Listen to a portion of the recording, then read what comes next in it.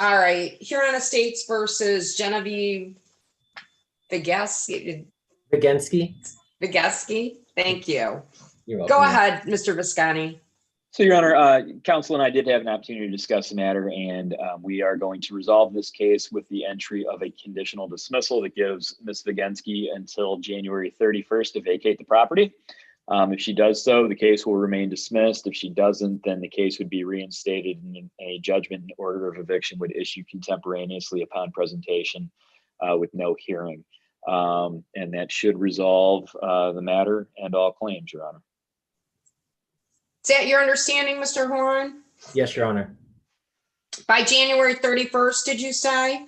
Correct. Yes, Your Honor. So you'll submit are you going to wait and submit the conditional dismissal after the 31st? No, we're going to go ahead and get that submitted now, Your Honor, or in the next day or so. I'm going to draft it, get it over to Mr. Horn, then we'll both sign it. We'll submit it to the court for entry. Okay. Perfect. All right, then you're all set. Thank you very much, Mr. Horn. You have a wonderful day. Thank you, Your Honor. You as well. Stay safe. And then you're all set, Mr. Koss. And then we have Miss Samples. Miss Parker, can you hear me? Miss Parker, you have to unmute yourself. Yes, I can hear you. Perfect. I'm going to put you in a breakout room with Miss Samples and Mr. Visconti. Okay. Yes.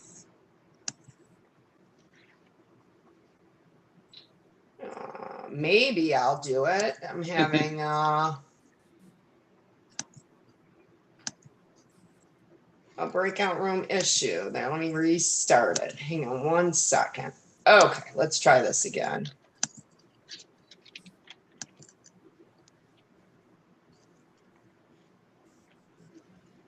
Oh, Yep, there you go. There it is. I double clicked it. Yep. it Okay. was there, Go then ahead. it was gone. Go ahead and hit join.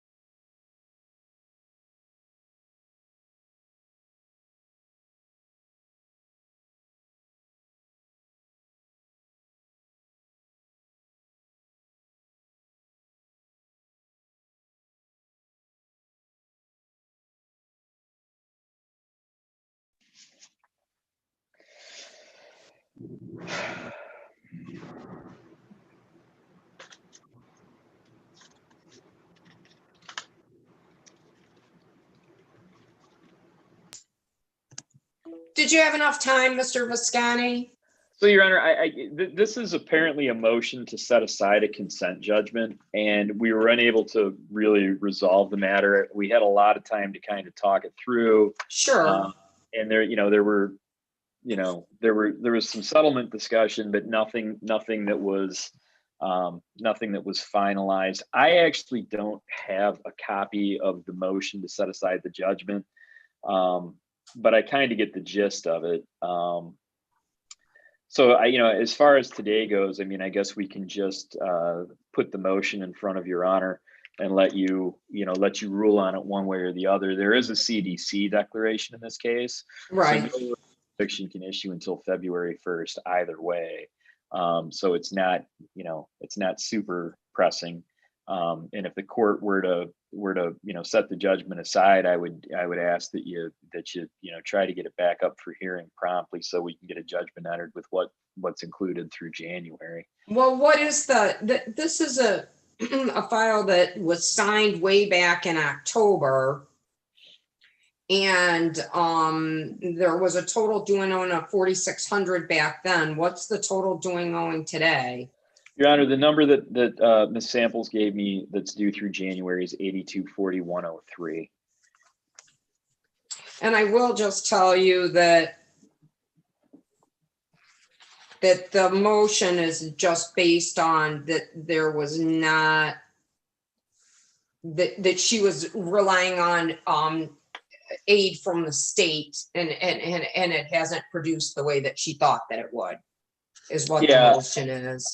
In talking to Ms. Parker, Your Honor, I think that there was an award that was made through the old EDP program. Yep. And it required, I think the offer was to have her pay her portion over 10 months.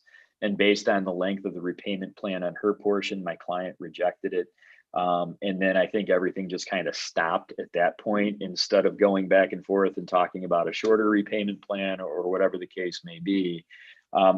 I've heard that under the new EDP program, they're actually setting it up so that landlord consent isn't even required, which means to me that they're probably not forcing the reductions and coming to people with payment plans. I think, to be honest with you, I think they've got sufficient money allocated now that they're just trying to completely help people get caught up where they deem that it's appropriate. I don't know what would happen in this case. Obviously, if she goes back, I have suggested that my client would be willing. Can you hang on just a minute? Sure. The court is calling. I just hold on just a second. Sure.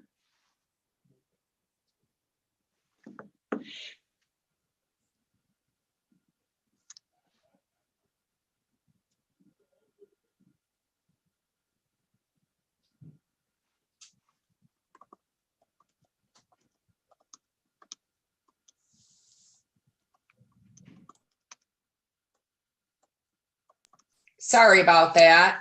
No problem, Your Honor. So, I mean, unfortunately, and I have her motion to set aside the consent, I don't think that it meets any legal basis to set aside a consent. You know what I'm saying? I mean, a legal argument is because something didn't happen that you wish had happened isn't a reason to set the consent aside. But you understand, Ms. Parker, I think that you need to go back to they can't do anything until after January 31st. Who were you working with through for the EDP funds? Through the Department of Human Services as well as Wayne Metro. Have you reached back to them? I did, and they stated that I would have to file my application all over again due to the rejection. And I do understand that it didn't happen the way, but you have to understand that I made that objection. Oh, I understand why you did it. I'm not faulting you at all. I'm just trying to figure out how we proceed. I can try and reapply today to go back Do through. that, apply, reapply today, and then like this outstanding, but they can't do anything until after the 31st. And then if you're in the process after the 31st, we can revisit it. Do you agree, Mr. Visconti?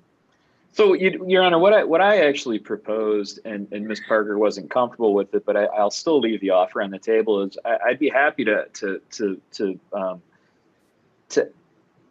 enter a new judgment, enter a revised judgment that gives her until January 31st to pay what's due through this month. And I understand that with the way the agencies work, there's a distinct possibility that they won't have a decision completed by January 31st at this point. But it's a real old file at this point. I mean, we have a consent judgment that was entered way back in October that Right. contemplated payment by the end of November. And, you know, in some cases, in some instances, those agencies will move a little bit quicker when they see that there's a deadline on a court order. So that's what I proposed.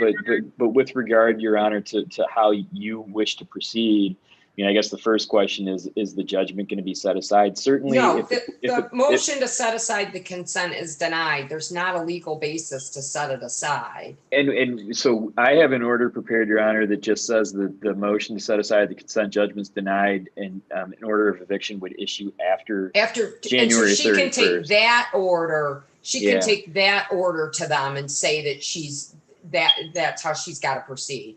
And then if the Will they agencies, send that order out? Because I didn't even receive the first one. And that was the reason why I motioned to set aside the first order, Right. because the agency was dragging their feet. We Right. had already been in the process. My application had already been in for over 30 days for the assistance before it was way over. Can we make sure that you, how do we make sure she gets a copy of it quickly? so I'm going to submit it to the court by email. I Okay. can CC her on it so she can see when it goes into the court. Yep, okay. And then if you guys can, after you sign it, if you can have your civil clerk, Your Honor, maybe just send her a copy via email bearing your signature right away. That might. I mean, I'm I know making you. that note, and I'm working remotely, but they're picking up my files and dropping. But I will make sure that they know to email her. Do we have an email for Ms. Parker? Give me an email. So it's my first name, Keisha, KEISHA, .337 @gmail.com. Was that .337 @gmail? Yes. Okay, I will talk to them, and if you get that order to us today, we'll try to turn it around and get it to you, Ms. Parker, by tomorrow. Okay, Your Honor, can you just read the spelling of my first name in that email? Yep, it's KEISHA .337 @gmail.com. That's correct. Thank you. Yep, no Okay. problem. Okay, all right, so We'll- hopefully that will be helpful. We'll submit Okay, the order right away, Your Honor. Okay, thank you. All Thank right, you very much. everybody have a great day. Thanks. You too. Thank you. Mhm.